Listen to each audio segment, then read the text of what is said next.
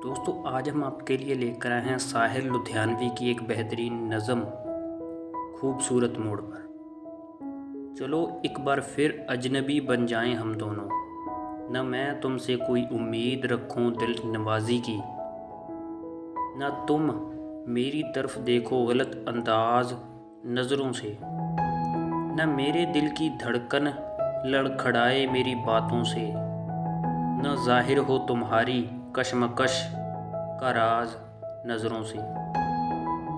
तुम्हें भी कोई उलझन रोकती है पेशकदमी से, मुझे भी लोग कहते हैं कि ये जलवे पराए हैं, मेरे हमराह भी रुसवाइयाँ हैं मेरे माजी की, तुम्हारे साथ भी गुजरी हुई रातों के साए हैं।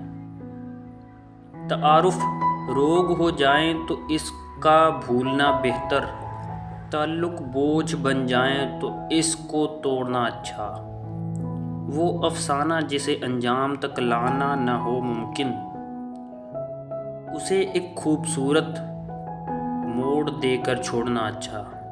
चलो एक बार फिर से अजनबी बन जाएं हम दोनों।